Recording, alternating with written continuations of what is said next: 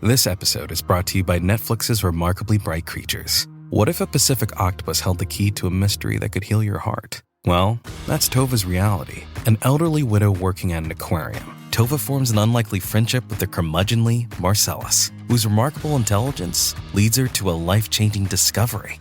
Remarkably Bright Creatures is now playing, only on Netflix.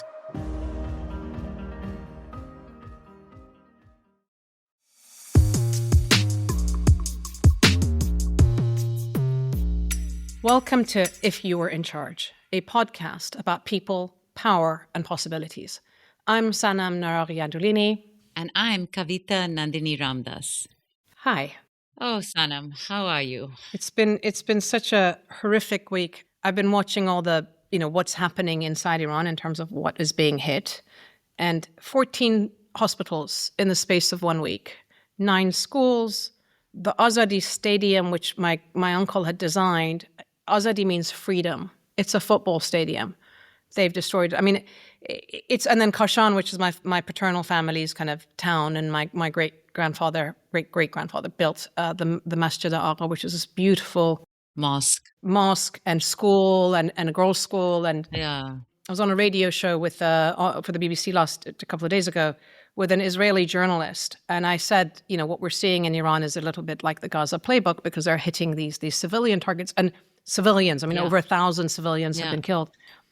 And he went off on me, first of all, accusing me of being a regime apologist or a regime agent sitting in London, which I found so disgusting. It was extraordinary because it's this sense of entitlement about what they can do. And what I worry about is that the wheels are off and escalation could lead to a Moab, the mother of all bombs that Trump dropped on Afghanistan. I asked people about the question of a tiddly little nuke, because of course now they call them tactical nukes. And my American colleagues are like, well, it's never happened before. I'm like, yeah, exactly. Like, did the Moab happen before it happened? Well, have nuclear weapons been used by anybody else other than the Americans ever in history? It's like they're operating in the realm of something rational and what they know about. But I'm saying they're talking Armageddon and invoking God, both in America and in Israel with Amalek, I think, yeah. And then they're like, well, Trump is transactional. And what does that mean? There's nothing transactional about this. And I think, as you said when we were talking earlier, Iran's efforts at trying to bring an end to, or sort of to somehow cease economic activity, is a desperate signal to say, can we bring this killing to an end? And can we have a discussion about a ceasefire? And I think there is no understanding. In fact, what has been so distressing is the way media has been reporting this as though this was really actually a war, which is the same thing we saw in Gaza. So, it's not just that we're seeing a repeat of Gaza in terms of the attacking of civilians, the fact that it was 150 little girls who are the first victims of this war. It's not by accident. Apparently, it's quite possible that the targeting of that school, which was a deliberate targeting, was due to the fact that it was AI determining the targets. Wow. And that it was going off old information, because apparently that site had been 10 years ago, part of a military something, like a station or something. The gravity of what's happening and the logic of escalation, which all sides have, because the Iranians, I would imagine, are trying to invoke as much economic cost, both to the region and to force them to stop, right? But the Israelis also want to escalate as much as they can, and the U.S. is going to be caught in a bind of they can't be seen to lose to a smaller power. So we need to reframe it as a win. And my brain, my creative brain is going in all sorts of bizarre political satire, because I think I was thinking the other day, I was thinking, you killed Khamenei, you turned him into a martyr and an imam. And you forgot the whole story about how much martyrdom means in Shia Islam. I was like, great. Exactly. Now you just did that overnight? You turned him into a martyr? And it would have been so much better if these guys had been rounded up and arrested so that we could have court cases against them. But hey, who cares about rule of law? So that's one. Second thing is that the Assembly of Experts, or the body that gets together in Iran to vote in the next supreme leader, there was some news that Mujtaba, his son, had been elected. Right. Now, Mujtaba is despised and reviled in Iran. There's no way if the father had been alive, this guy would get it.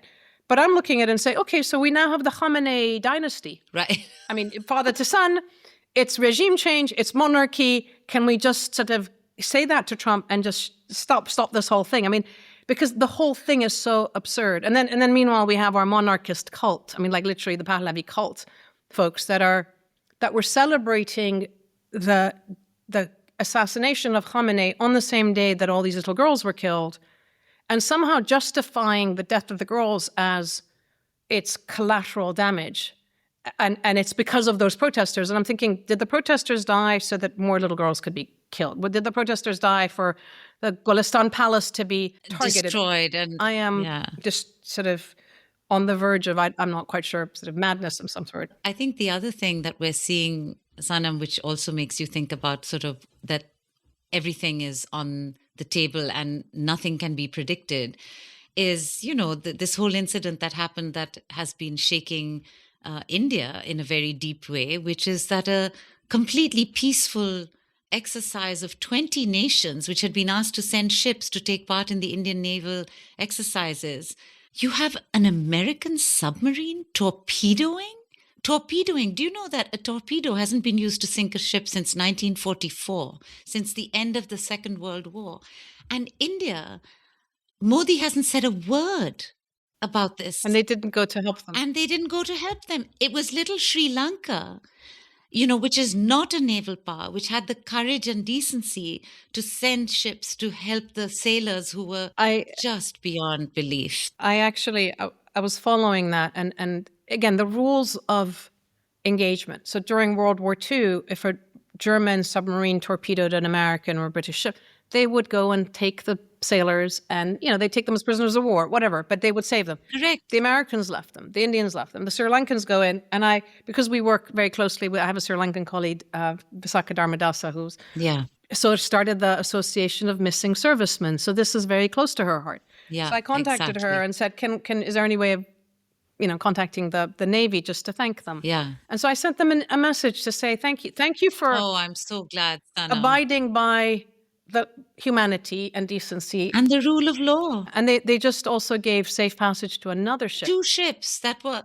invited. And this is what I'm saying, the powers that have the most resources. India has been sort of positioning itself as a great naval power in the Indian Ocean region. And we're now in this awful place where it's not willing to even abide by the most basic agreements of decency and what we would call South Asian hospitality, even by hospitality rules. It is embarrassing. It's that alignment of, what in my work, we call them the extremisms, right? Like it's these identity-based, so you've got your white Christian supremacy stuff in the States, you've got your Hindu nationalism with Modi, you've got your extreme Zionism with Israel. And then the irony is that in the Iranian context, it's now Pahlavi and the MIGA guys. I mean, it's the same playbook that they've used, but it's this bizarre fervor, and with it comes justifying inhumanity, right? Like somehow we are better than the others, but they're all aligning with each other in a really dangerous way. And so I'm like, yes, thank you, Sri Lanka, for actually being a mensch, humane and decent. Thank you, Nordic countries, Norway and Sweden, for saying this is against the law. And Spain, Pedro, everybody loves Pedro these days. Finally, somebody to show some courage and some sort of, but the truth is that it's really what we were all saying during the time that we were watching Gaza being obliterated, which, by the way, is continuing. And that is very conveniently off all media, just like the Epstein files. Sanam, I can't believe that barely a week ago, you and I were talking about the Dirty Old Man's Club. And now the Dirty Old Man's Club has decided that it didn't want its underwear on display and has now gone to war. And actually... Or a crusade, as Mr. Hegseth calls it. They have now publicized. Yeah, they've publicized the documents that implicate Trump in the abuse of a 13-year-old girl, right? It's there. But as you say, nothing is being done. Meanwhile, in Congress, they go in to vote about the War Powers Act, which is what it's called. The vote is lost, right? So it means that the Americans are allowed to go to war. But they come out and they say, well, no, this has got nothing to do with going to war because we're not at war. They literally say, we're not at war right now. This is a limited operation. And I'm like, where is George Orwell? Where is he to help us understand this propaganda and nonsense. Yeah. Yeah, I mean, we are now in a weird moment also, I think, politically, because you have the extreme right wing of what we thought was the MAGA, Make America Great Again. Marjorie Taylor Greene saying it's now become MIGA. And interestingly, she doesn't mean make Iran great again. She means make Israel great again. So that has Yes. been a whole fascinating thing. And she now wants Tucker Carlson to run for president. I tell you, I have to say, I called Tucker as running for president when he left Fox and started his show, because I was like, he has the audience, he has the name, and he's been very brave in what he says. As for Marjorie, if she ever listens to this podcast, I'm like, you have an open invitation, because when she first came on the political scene, we all thought she was crazy. She was the leader of QAnon, which was saying there's sex trafficking and horrible things being done to children, and we were saying, what are these crazy people saying? Turns out it's all true. The geography was wrong. It wasn't in DC, it was in New York, right? So was it a pizza shop in DC? This week, I saw that she tweeted saying, the division in America isn't between left and right. It is between those who want to spend our money fighting Israel's wars and those who want healthcare. Bingo. Thank you. Thank you. You are absolutely right. We are on the same side of this argument. If you had told me I'd be singing the praises of Marjorie Taylor Greene, even a month ago, truly, this is why I would never fit into a political party, because I'm like, whatever is the right thing to say, and where's the integrity? And frankly, on this story of Iran and this question of the fear of escalation and everything, I keep saying, I hope to God I am wrong. Like I pray that anything that I'm saying about what could happen, all of it is untrue and I'm just being crazy. But Sanam, but the point is, we've seen it all before. We have seen it all before. And I think I have been feeling particularly low this week, because you know how I think it's hard for people who haven't spent their whole lives working in international spaces, where our family becomes extended over borders that you can't even imagine. And you heard the very tragic news about my friend Yanar Mohammed, who was assassinated on a Baghdad street. I'm so sorry. In front of her home. And it happened 2 days after Khamenei was assassinated. And there's a lot of speculation, probably accurate speculation. I mean, she had death threats for years, but she was the one who said, the United States is claiming they're coming to liberate Iraq. This was in 2003. And she said, let's call this what it is. This is not a war. This is an invasion. And she also reminded people that when the Americans were saying, well, the women of Iraq will be liberated, this whole irony of sort of, we're doing this for the women of Iraq, she pointed out, I remember at the time, she said, you might not like Saddam and he's absolutely a dictator, but women in Iraq have better protections under law in terms of gender equality than any other Arab country. So it's really quite ironic that this woman now lies dead on a Baghdad street because Shia militia, most likely, who the US supported against Saddam Hussein, took her life. We are also hearing from our Iraqi colleagues that the environment is becoming incredibly tough for women's rights activists. And again, we warned about this going back to the Taliban in Afghanistan, especially in terms of women's rights. But you're absolutely right. And I'm so sorry. And Thank my you. condolences. Sanam, I mean, our condolences for our movements, for all of us who are trying to do this work. I mean, this, Sanam, in the work that you do with peacekeepers, with peace wagers all over the world, the women who take on this challenge of trying to speak truth to power and trying to keep peace in the space of, escalation of conflict, are taking on a very huge risk. We know that. What's extraordinary for me at the moment is that we saw the playbook, as you said, with Iraq. We saw it with Afghanistan, right? And the Americans trying to claim they were going to go and liberate Afghan women. And 20 years, and they never listened to the Afghan women and handed them over to the Taliban. I saw again in the States some senators standing outside of Congress saying, look at the picture of Iranian women then and look at now. And I was back on Twitter saying, don't you dare try to use us, because not only women have been fighting their fight going back 100 years in Iran. They were part of the constitutional revolution. They were part of during the Shah's era, during this era.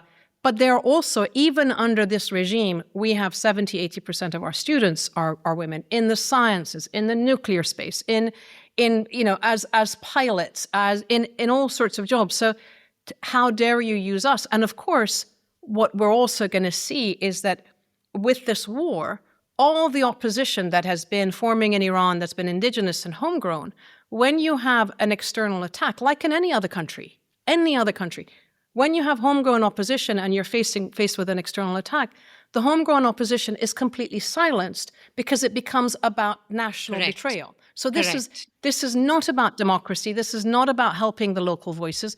It never was. And there's been a bait and switch, I think, with Iranians, which I've been observing, because they waged the 12-day war almost as if to say to people, well, this is what war feels like. It's not too bad. It's okay when we come again. Literally, right? And so this time around, people were like, oh, great, the Americans are coming. And the first night, there were celebrations. Where are the celebrations now? Of course, they're not going to be celebrations when everything is beginning to get shut down and people begin to get the news. They don't necessarily hear all the news internally of what's going on. But they know that something pretty bad is happening. And it's like the bait and switch, which is, it's now too late, right? It's the damage, for a lot of people, the damage has been done. And I'm thinking, where are the monarchists and where's Mr. Pahlavi, who's declared himself the leader of the transition, by the way? I mean, it's like a bad joke. It's like the hubris is really quite telling. I mean, yeah. So one of the other things which is really worrying, again, which we had always predicted, was that the Americans were somehow going to try and amass some ragtag mix of mercenary forces to be the boots on the ground. They weren't going to send their own boots. So we're hearing news about the Kurds. Now, the Syrian Kurds and the Iraqi Kurds are saying, keep us out of this. As Iranians, we are Iranian and then whatever ethnicity. So I was with family last night who are actually Kurds, and they're like, don't put this on us. But you just don't know. And part of the problem, I think, is that in these situations, whether it's Iraq or whether it's in Iran right now, when you get to this point of economic desperation, it's very easy for people, especially young men, to be lured into fighting and arms and joining, and again, the radicalization one way or another, including from the other side, right? And including in Iran, radicalizing to fight the enemy. And all of these guys, the forces, to me, they're all forces of extremism, and we've seen it. We saw it with ISIS. We're seeing it with far-right movements in the States. In India, you have the various militias. And at the end of it, they are all, so many of them are just lost young men. So many. Have not been given opportunities. So anyway, listen, it was lovely to chat. And let's listen to Maya and Nancy and talk to you soon. Maya and Nancy Yamout. They are two sisters, trained social workers and psychologists. They run an amazing little organization in Lebanon called Rescue Me. They are partners of ICANS, and they do extraordinary work in deradicalization and rehabilitation of people who have been charged with terrorism, many of them young men. And they work in the prisons, but also in the communities with their families, as well as with the families of victims. So I hope that this conversation is interesting and inspiring.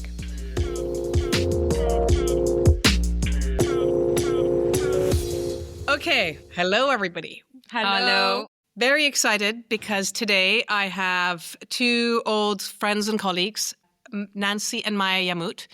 And you ladies run an organization called Rescue Me in Lebanon.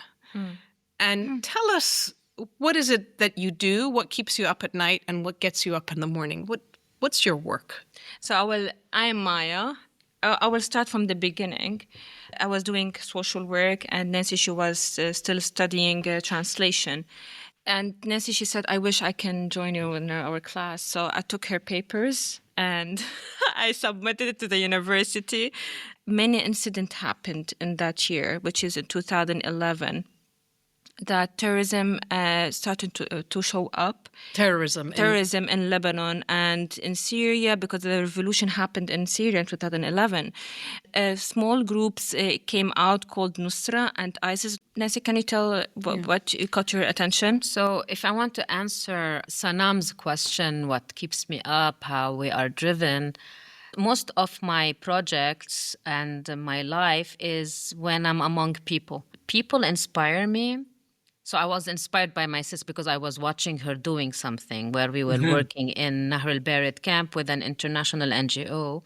But every time I go among people, I ask questions. We're like talking, like we have people who are playing chess in front of their shops, and who's winning and who is doing what. So you're and nosy. I'm very nosy. You're very nosy. Okay. I'm dyslexic. I like to see the big picture. So, so the first program, to be honest, that started about extremism is program Al-Munasaha, which is started in Riyadh.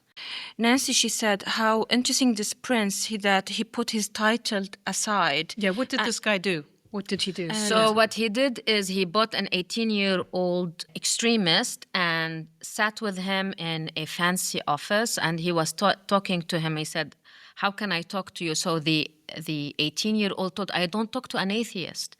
So what he said to himself, he said he put his ministry title aside. He put his being a prince aside. He put his ego aside, and he said, I want to go to the bottom of it.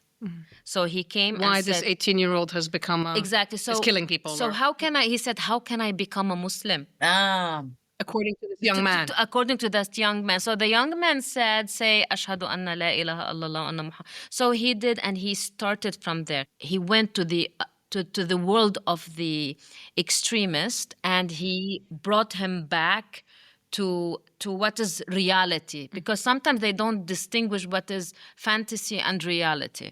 So meanwhile, you guys, this is a prince who's doing this in Riyadh with all the power and privilege and protection. And the minister also. And the minister. Interior. Okay. And it's a government policy. Yes. You two are two, at that time, very young Lebanese women. A personal thing happened, and Nancy, she comforted me, which is in the same class of my high school, one of the students, he is a Sunni, converted to Shi'i and joined Hezbollah. Wow. And another person from the same environment, from the same community, joined ISIS. Both of them went to Asal al-Warid in Syria, and they killed each other. These are ex-classmates. Yes. One of them is classmates, and someone like he's from the same neighborhood. He was in the same school, then he moved to another school. So one working with Hezbollah and one working for ISIS. With ISIS. And they killed each other in Asal al-Warid. The funny part is, I was watching the news, and I told Nancy, I know this guy. And I called my friend. Back then, I used to work in the Lebanese parliament as a consultant. So we have very connections with the media. Yeah. And the video came to me that the friend from the community decapitating my friend. We used to share sandwiches, and he used to leave my cucumbers. He told me, you are very healthy, and he used to eat my sandwiches. He's a chubby person. And I said to myself, how can this be happening? And as if the humanity being stripped, I collapsed that day when they killed each other, Sanam. Should I go to the funeral? But there were symptoms that I was very young at that age. I was denying it, that he's not an extremist. No, the signs showed up. We used to have a coffee every Saturday in Starbucks. And we started to see the signs that he became more Islamist, more extremist. And I said, what's wrong with you? Since when?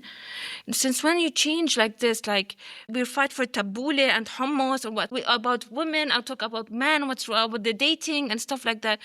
And when I received this incident, I shed in tears. And I said, why? He has no divorce in the family, financially is totally stable. He was in one of the best universities in Beirut. What is the cause? Nancy, she told me, listen, I watched Mohammed Naif, the documentary about it, and said, we need to go to the prisons. And the journey started from there.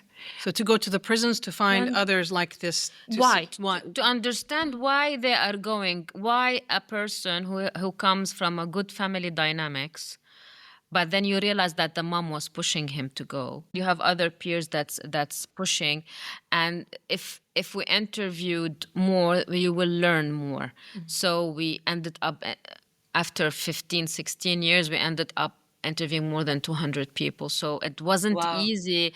People think that 215 years is a small number, but for them, prisoners and ex-terrorists, to trust us, it took a lot of time. So take us through this moment of how does somebody pitch up in front of a prison and say, hello, excuse me, I want to come and not only interview your inmates, but I want to interview the ones that have been charged with terrorism. I mean, this label. The moment my two friends got killed, I spoke with the Dean of Social Work, bless her. Her name is Dr. Huda Slim. She said, we need to know why. She signed the paper without waiting for the committee. She didn't even blink or speak with the president or anything. She signed it, but she told us, every time you go to the prison, please call me. And before you leave the prison, please call me. And this is what really happened, because every day she was praying for us. She said, we need to know. And at the same time, I'm playing with fire. So let me explain about prison. It's like a pentagon shape with the 5 buildings. So the internal security forces of Lebanon, they put all the Islamists, meaning all extremist terrorists, they put them in one building. And this is Shia, whether they're Hezbollah or Al-Nusra? Only Sunni. Only Sunnis, ISIS, Qaeda, Fatah Islam, all. While the ones who cause problem from Shia, they put them in another building because they will kill each other, and which they did before. And Maya took her papers before than I. And Maya, when she went to the Block B, which is all the Islamists are there, Maya start with... I spoke with the warden and I told him, can you introduce me to an extremist? And he said, yes, sure. So I'm going to stop you there. So you are 5'2". Yeah. You have blonde hair. Yes. What were you dressed like? How did you look? Beforehand, I go to the prison. We read a book about what I'm going to expect inside the prison. Especially Rumi prison. Especially Block B, and I read a lot about it. I watched a lot of videos. I prepared myself. So also in social work ethics and codes of dressing, that we not provoke them. We need to understand their environment, and we're not allowed to use any religion or politics. Some social workers, they use this method with different countries. We respect that, but in our country, we find it very suitable and easy to reporting with them. What I have done, I wear a T-shirt with a long sleeve jacket, very thin because we were very hot in that days, and a scarf. But they know that I'm not wearing hijab. And they ask me if I do wear hijab. I told them no. And they ask me why you're putting scarf. I told them because I'm respecting you, because I'm coming to their environment. Did they ask about your religion? Because I know Yes. in Lebanon there are so many different religions and all of you manage in this very complex... Not religion, also sect. Yeah, If we were Shia, we weren't allowed to go inside. Exactly. So because we are Sunni and our family names is known, by the way, even if we didn't tell them our name, they will know it. They're well connected. So you're going in and you're saying, I'm coming in to look... I came and I spoke with the warden, and they were like uncomfortable because I'm a woman. And I said, Maya, look, you're a beautiful Barbie inside the prison, so we need to put more guards for you. And I said, don't make fuss about it. It will cause me more tension with the prisoner. And he said, well, put me one guard. Anyway, so he introduced me to this prisoner. He's like half burned. And he came to me and he said, what do you want? I told him, listen, I'm a student, first year master's, I'm studying. People who are accused, and I said terrorist, accused in terrorism. Yes. And I want to know their story, why they end up in the prison. And I said, what is your story? And he said, I'm beyond terrorism. I told him nothing beyond terrorism. And he said, I'm a student of Osama bin Laden. So the first reaction is that stop it. Osama bin Laden, no. Like the security guard, he looking at me and he said, He is. he is like, Osama bin Laden, the 11th of September, And I said, yes. And I said, okay, can I have do an interview with you? And he said, I'm not in the mood. Okay. And he said, come tomorrow at 9. I told him, okay. So the next day I came, I wore, my hijab, and I said, and he brought with him this coffee, and he poured me some coffee, and he poured himself some coffee, and he was testing me. Back then I was 23. I don't like coffee. So I drank it, I spit it. I said, where is the sugar? And I said, bring the sugar. He said, I thought if you didn't drink it, he said, you're afraid to put poison in it. Ah, okay, yeah. And I told him, listen, if you want to hurt me, you're not waiting for the coffee. Okay? So this prisoner introduced us to two, and the snowballing happened because they would start to tell each other. Our master's degree, we did interviewed 20. Mm-hmm. Then we created Rescue Me, and we started to work inside the prison for years. So what was their story? I remember when that person, that extremist, said, okay, Nancy, you know how to drag the snake out of the hole. Or to drag the snake out of the hole, because even I can let them relax so they can give their stories. Mm-hmm. So they had many stories, and if you go through all their childhood story, you can see there's a problem with the family dynamics.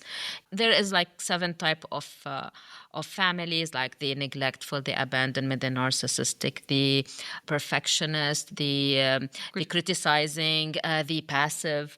But we realize, Maya and I, like we have abandonment or neglectful father or a perfectionist criticizing mom. So consistently or sometimes passive. Mm-hmm. Like I don't have any strength, so I throw it to my husband, the responsibility. Oh, I will not ask your father. As if the father beats up the child, she will not stand up and defend him. So you can sometimes you see lawyers that they had problems with their fathers and their mother didn't them or the way around. So they become defending. Become lawyers. They or become peace lawyers. builders. Or peace builders, yes. People. Yeah. They want to defend. Yeah. This the first reaction. Also a lesson, Nancy and Maya, that we have in the space of feminist work, because victims of domestic violence grow up to be one of two things. Either they grow up to be abusers because they don't want to be abused, or they end up in situations where they are again abused. The thing is, Freud spoke about it, that you imitate your parents. Either you become like them or you become totally not like them. Yeah. You go to the other direction. So he spoke about that, but your subconscious will try to tell you what to do. In a lot of the work that at ICANN we see our partners do, they talk about this question of neglect. And then how a lot of these, often men, but also the women, get drawn in by the local sheikh or the mullah or somebody or a peer, maybe a cousin or a friend, who becomes the first sort of point of contact to pull them in. And it's a trusted source, like it's somebody that you care about and love, and it's almost like grooming. Is that an experience that you guys witnessed with these people? I'm a fan of the psychiatrist who passed away. Her name is Nawal Saadawi. She's an Egyptian psychiatrist. She said a very interesting... She's one of my favorites. She spoke about obedience. So we are a nation, especially in the Middle East. I cannot, it's hasty generalization, but we are raised on obedience. We are always following the imam. We are always following the khalifa. We are always following someone, the leader. We are not allowed to have critical thinking. It's not there. I'm learning critical thinking here in London, but it's never in... In my country, we are not allowed. It's only descriptive. So the child will obey the mother will obey the father will obey the sheikh will obey the mayor goes to the member of parliament, and so on. It's the obedience chain. So the thing is, I'm not happy with that type of obedience, but I go to another type of obedience. However, Dr. Amal Kurami spoke to me. She told me, Nancy, why women In Tunisia, they had domestic violence, but they go to ISIS. I told her if Freud was saying this, so sometimes we choose another family, more violent family, but different role. I'm a different role, that I'm not a scapegoat of the family. I'm not a black sheep of the family. So I am more violent. I'm repeating, like I'm having more revenge and different role. And it's interesting you say this, because there was an American woman who many years ago we interviewed, and she had been raped as a young girl, 14. And she'd taken that anger, became involved in punk music, but then through that had gotten involved in neo-Nazi work and the white supremacist movements. And in those movements, she was always one of very few women, and she would become the girlfriend of the big guy, and he would beat her. Like there was a lot of violence, but she felt that she had power. And we were asking her, and she said it's about adjacency to power. Exactly. So because they didn't have power in their own family dynamics, they go and have a power and leadership and money, and you have a role. So you're getting to know these guys, you're interviewing them, you're getting, you're building some affinity and trust with them, right? Yes. And empathy. Also, does empathy come into it? Of course, as a human being, in the end, you're a human being. Sympathy and empathy always plays a role as a human being. Did you ever find out? Some of them regretted what they I was going to say, did you find out what they did, and how did that? One of them, he put the bombardment from the bus. Tell him, Maya, what you did with him. So I had a very interesting case. I did therapy intervention for social work to help this extremist to go back. Rehabilitation. And he still have very high guilt. What he have done, he was 17, and somebody brainwashed him, and he said, this bomb is just a sound bomb, and you can put it in the bus and makes like a huge sound. It scares the people. He thought it was a sound bomb. It was a real bomb. And the bus blew up, and he killed a baby. He didn't sleep, by the way. He couldn't sleep, and he said it was intentional to scare the people, not to hurt any from the Lebanese army or from the community. But I killed a baby. I said I'm a murderer. So I told him. There's a Mahatma Gandhi story that really moved me. Somebody, he was Hindu. They invade a village and he killed a Muslim family. And said, I killed a baby and didn't mean to be. He was like a gruesome act they have done with this village. And then he said, try to adopt a baby, a Muslim baby, and not to change the religion, and accept him the way he is. Raise him up, let him go to school. I printed and translated into Arabic. I told the story to this young prisoner, and he shed in the story. Yes, and he shed in tears. He put it in his wall. The next day, he talked with all the prisoners, and he told them about his story, what he felt guilty. He collected maybe $2,000, $3,000, which is really big amount, and he gave it to orphanage. He adopted a child. Wow. Yeah. We don't have adoption in Islam, but we have like you can become the guardian. Yes, the guardian of phone. So this he was when you interviewed him, he was 17 years old, or he was older by this point? He was like 24. Right now he is 30. He's my age. He's going to be released soon. Inshallah. He's really well behaved. But at first he used to bring a wooden stick. He wants to abuse me at first. Yes. They would allow him a wooden stick in prison? Inside the prison back then, Sanam, it was like loose with security, and they cannot control it because the amount of the prisoner is higher than the security itself. So they don't want to provoke the prisoner, and at the same time the guards. And what happened is some guards got kidnapped inside the prison, which is... Maya, I have to ask you both, how did your parents, I mean, I'm going off for a second, but both Sanam and I are the mothers of daughters. We are the mothers of daughters. How did your parents respond to it sounded like you were convinced that this is what you were going to do, and you had the support of your teacher in the university. How did you convince your parents in a society, like you said, which is so authoritarian based and where everybody obediently obeys? My mom told me, why you are learning? Go get married. Why do you want to put the certificate on the wall another certificate, another degree. Why? Go get married, and I want to see the picture of you and your husband here. Like any Middle Eastern mom, I need to learn cooking skills. But she said, okay, you can go to prison. I support that. Fine, you're good, but go and fetch a husband From prison. from prison. But even on that, you both failed.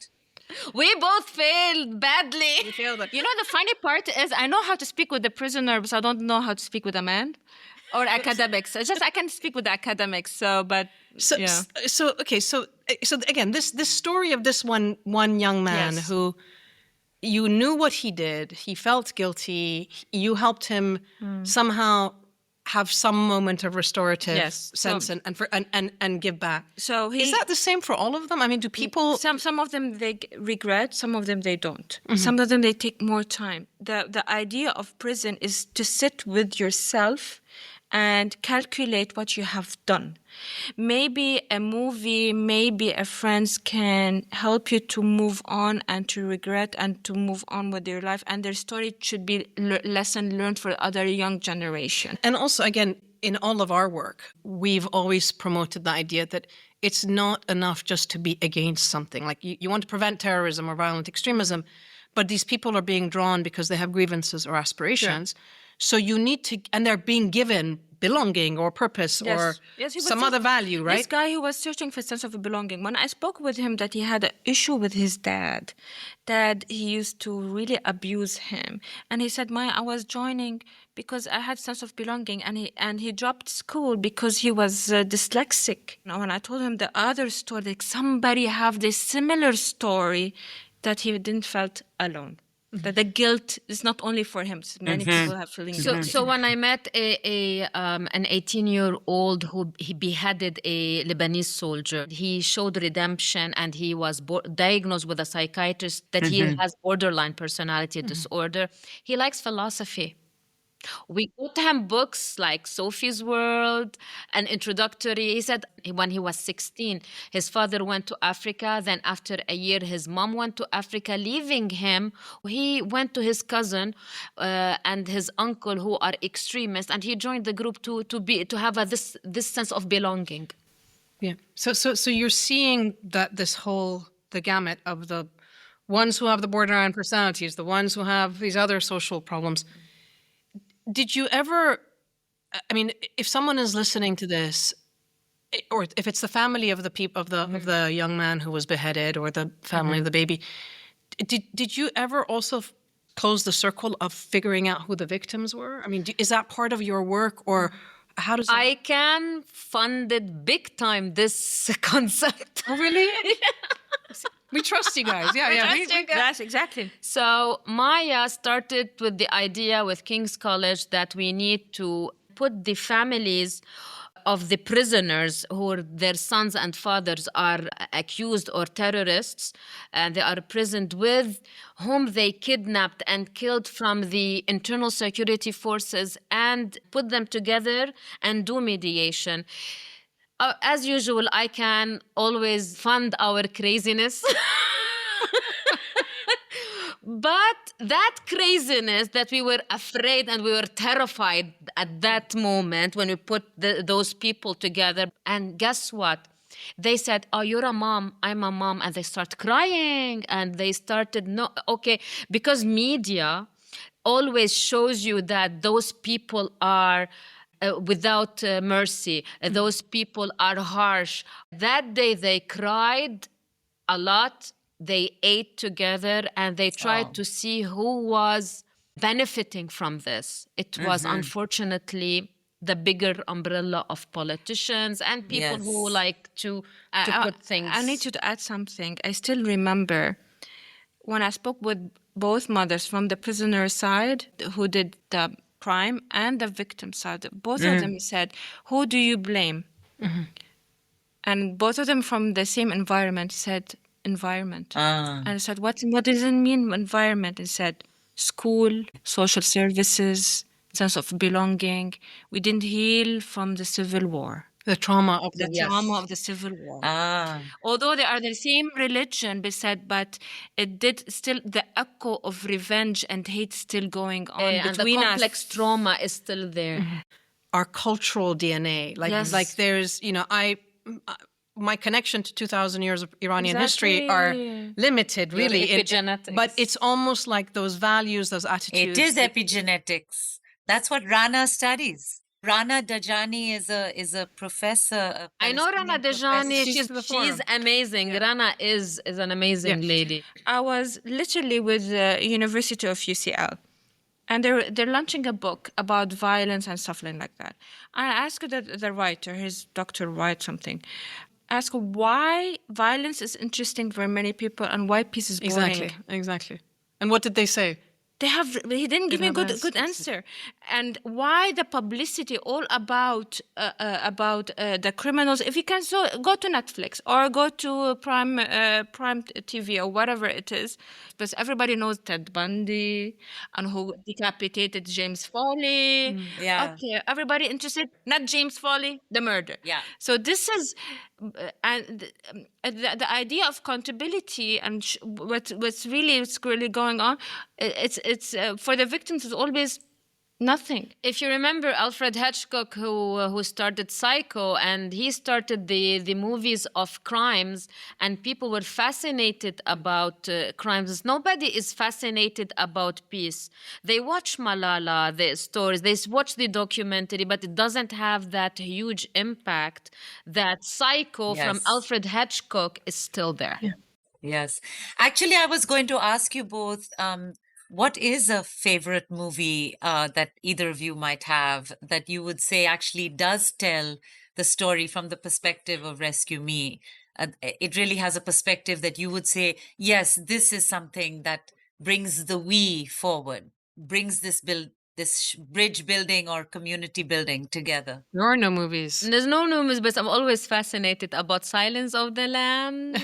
And especially when one of the extremists came and was frying fish with our mom, and I was. Wait, what do you mean he was frying fish with your mom? So the guy of the first case. Nancy, tell them the story. So we forgot our keys, and we were having a quick meeting somewhere in a cafe near us. And we went back, and I was knocking the door and waiting for my mom to open the door. Then I realized that, oh my God, the Qaeda guy from prison, he's opening us. He'd been freed by this point. Yes, he was freed. And he was freed, and he said, "Okay, welcome. I got fish," and he got the most expensive fish, by the way. And how did he know where he lived? I told him, you're here. How did you know our house? I said, I spoke with the mayor. It's like, hey, do you know Maya and Nancy? Oh. Yes, they live here. So, and we were very well known that we always, care about our community. He was have good intentions, the mayor. I know him. And he said, they live here, facing this building. And he just went to there and my mom, okay, you're a friend of Nancy and Maya. You're most welcome. You're the man. You're the man. And the thing is, when he was when my mom was frying fish, is he frying my mom? Is it a Hannibal Lecter moment? And I said, oh my gosh. And then my mom comes to him and say, my darling, why you burnt your face and your hands? And I was thinking, oh my God, he was launching a rocket to hit the Apache in Kabul, but backfired on him and it didn't go. And Maya said, oh no, he was opening a gas tank and it didn't go well. And but the moment, can you imagine the moment? I felt like ice bucket challenge in my shoulders. Did you finally tell your mom after he left? No, I didn't tell her. I don't want to scare her until... Now she's going to listen to our podcast and have a heart attack. She may use it, the WhatsApp.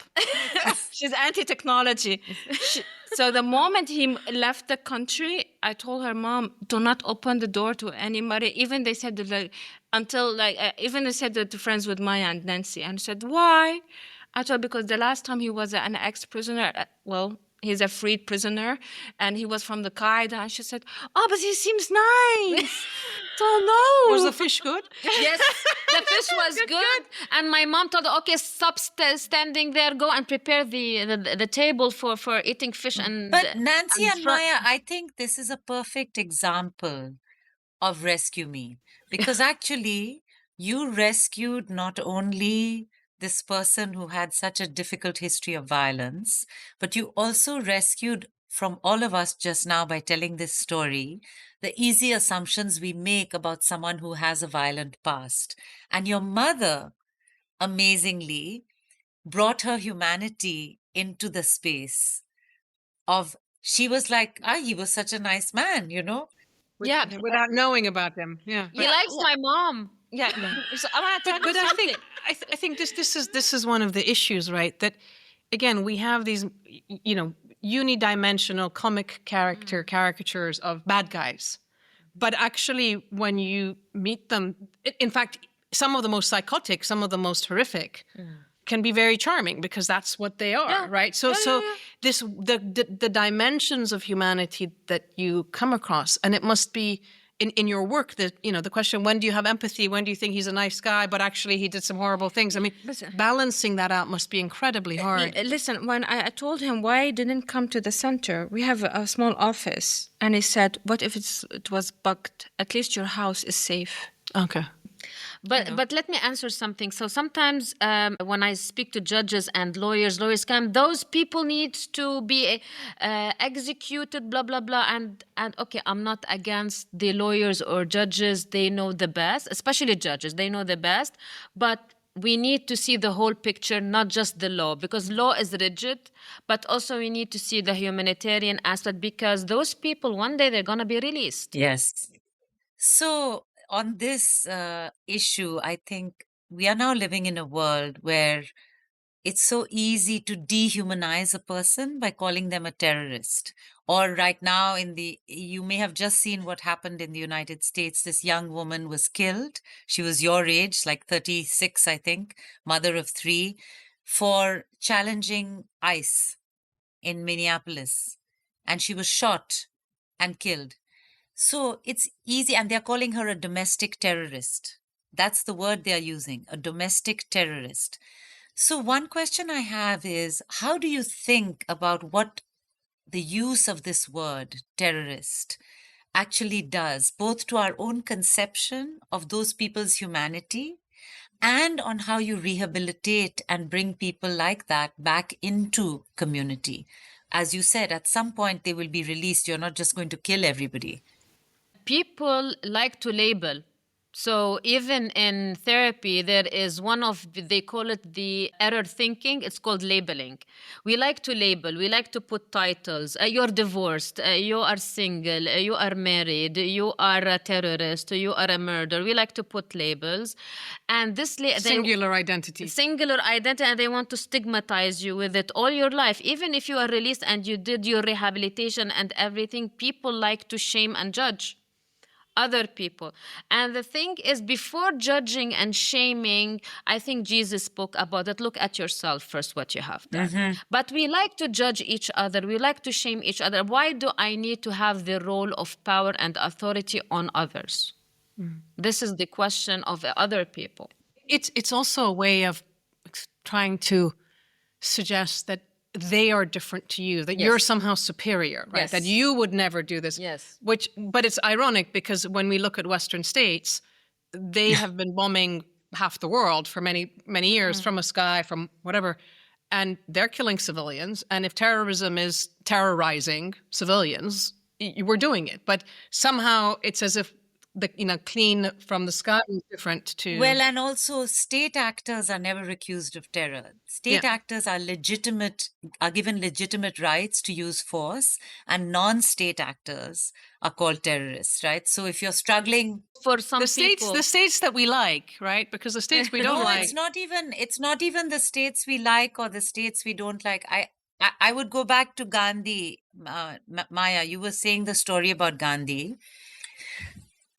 When countries were colonized, the struggle for our liberation, we were easily dismissed as being terrorists. Exactly. In our struggle for freedom. So I think one thing that's interesting is that, yes, people can be coerced or can slide into extremism or ideas of using violence because of all of the things you described earlier, family situations, lack of belonging, growing up with violence. I want to But add it's something. also true that you can be defined as a terrorist simply by virtue of fighting for your rights to be free, as Palestinians have been, for example. Many people ask me, what do you think about the Israelis and the Palestinians? I told them before that, why didn't do accountability for Bashar al-Assad killing for 13 damn years the Syrian people? Before that, the Putin killing the Ukrainians and the damn houses, and they're being untouchable. But this one with tie on with the extremists, of course, the extremists and the bubbles of extremism will come out. You sooner or later, we're going to hear extremist but Christian side. From the Ukrainians or with the European. We never know where it will happen. This trigger won't stop if there's no good accountability. If you were in charge right now, if you collect, or if we, as this work that you're doing, when you're thinking about either rehabilitation of prisoners or prevention, right? The pipeline of things. If you were in charge, what would you do? I will make sure that before any release of any prisoner, that we have a well-rehabilitated person that is going outside. And I wish I have the social welfare have better branches all over Lebanon for them to integrate back into the community and prepare the community not to stigmatize that person. Yes. So I know we are right at time, so I'm going to end by asking you both, what gives you hope? When I see ex-inmates not dragging themselves back into that. So like I know someone who is an expert in mine action. An extremist came to him and told him, I will pay you 3,500. 3,500 in Lebanon is a fortune. So he said, no. And now he's fine. He has 2 children. He's doing great. That gives me hope. That means there are some people that they don't want to go back. And they're all not to go back. What gives me hope? When somebody asks me, like, how are you? The explosion that happened in Lebanon 6 years ago, I still remember, I don't know, Stacey or you, I don't remember, so forgive me, it was very PTSD. And tell, what do you want so we can help you? Like how, told them I need therapy for myself because I'm not well. And said, we support you. Somebody wants to support you when you're drowning. You feel that you're not alone, and it feels so good because you feel like you're fighting against violence and you're feeling like you're alone all the time. But when somebody, like, you're drowning and somebody asks you, what do you want so we can help you, you're not left behind. It feels so good.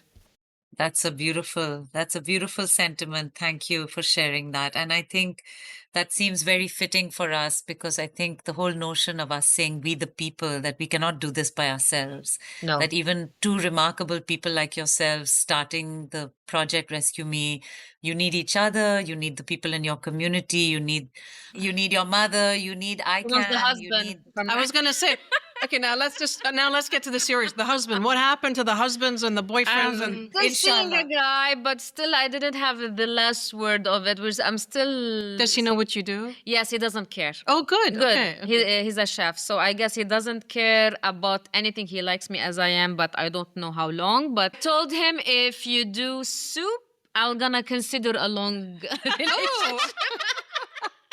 He said, I'm good. This was If You're in Charge, a podcast brought to you by ICANN, the International Civil Society Action Network. Get in touch and tell us what you think at info@icannpeacework.org and follow our newsletter. Like and subscribe, and please tell everybody else who might like the show. My thanks to ADA Productions for making the show possible, to Little Monster Media for our music, and of course to my amazing co-host, Kavita Nandini Ramdas. And finally, to all of you for listening. We'll be back soon. Thank you.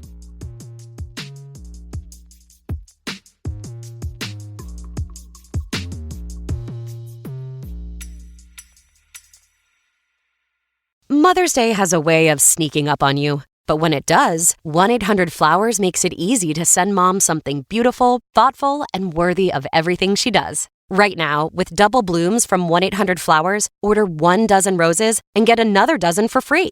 It's a bigger gesture with fresh, beautiful flowers arranged to make Mother's Day feel as special as she is. Make Mother's Day feel bigger with double blooms at 1-800-Flowers.com/Spotify. That's 1-800-Flowers.com/Spotify.